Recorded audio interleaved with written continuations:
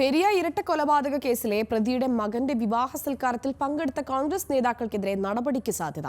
ഇന്ന് ചേരുന്ന കെപിസിസി നിർവാഹക സമിതി യോഗത്തിന് ശേഷമായിരിക്കും തീരുമാനം.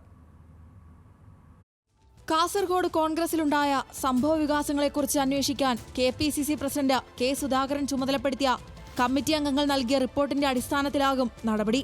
കല്യോട്ടെ യൂത്ത് കോൺഗ്രസ് പ്രവർത്തകരായ കൃപേഷിനെയും ശരത് ലാലിനെയും കൊലപ്പെടുത്തിയ കേസിലെ 13ാം പ്രതിയായ CPM Periya local secretary N ബാലകൃഷ്ണന്റെ മകന്റെ വിവാഹ സൽക്കാരത്തിൽ കോൺഗ്രസ് നേതാക്കൾ പങ്കെടുത്തതാണ് വിവാദമായത്.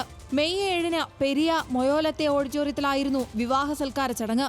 ഫോട്ടോകൾ സമൂഹമാധ്യമങ്ങളിൽ പ്രചരിക്കുകയും മുതിർന്ന കോൺഗ്രസ് നേതാക്കൾക്കെതിരെ പ്രതിഷേധമുയരുകയും ചെയ്തതോടെയാണ് കെപിസിസി രാഷ്ട്രീയകാര്യ സമിതി അംഗം N Subramanian, KPCC general secretary PM Niyas എന്നിവരെ സംഭവത്തെക്കുറിച്ച് അന്വേഷിക്കാൻ കെപിസിസി അധ്യക്ഷൻ ചുമതലപ്പെടുത്തിയത്.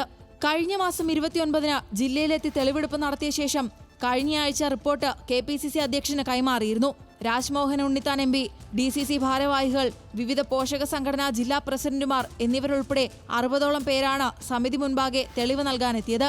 കല്യോട്ടെത്തിയ സമിതി അംഗങ്ങൾ ശരത് ലാലിന്റെ പിതാവ് PK സത്യനാരായണൻ, കൃപേഷിന്റെ പിതാവ് PV കൃഷ്ണൻ എന്നിവരിൽ നിന്നും വിവരങ്ങൾ തേടിയിരുന്നു. KPCC secretary Balakrishnan Periya, Uduma block Congress മുൻ പ്രസിഡന്റും UDF ഉദുമ നിയോജക മണ്ഡലം ചെയർമാനുമായ രാജൻ പെരിയ, പെരിയ മണ്ഡലം കോൺഗ്രസ് പ്രസിഡന്റ് പ്രമോദ് പെരിയ, പെരിയ സഹകരണ bank president T Ramakrishnan, KSU ജില്ലാ പ്രസിഡന്റ് ജവാദ് പുത്തൂർ തുടങ്ങിയവർക്കെതിരെ നടപടി വേണമെന്ന പരാമർശങ്ങൾ അടങ്ങിയ റിപ്പോർട്ടാണ് സമിതി അംഗങ്ങൾ നൽകിയതെന്നാണ് സൂചന.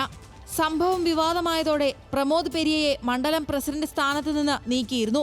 വിവാദം സംബന്ധിച്ച് നവമാധ്യമങ്ങളിൽ അഭിപ്രായ പ്രകടനം നടത്തിയതിനാണ് ജവാദ് പുത്തൂരിനെതിരെ റിപ്പോർട്ടിൽ പരാമർശം വരാൻ കാരണം. വിവാഹ സൽക്കാരത്തിൽ പങ്കെടുത്ത നേതാക്കളുടെ നടപടിക്കെതിരെ തുടക്കത്തിലെ രംഗത്ത് വന്ന രാജ്മോഹൻ ഉണ്ണിത്താൻ MP ഇവർക്കെതിരെ അച്ചടക്ക നടപടിയെടുക്കുന്ന കാര്യത്തിൽ ഒരു വിട്ടുവീഴ്ചയും വേണ്ടെന്ന നിലപാടിലാണ്.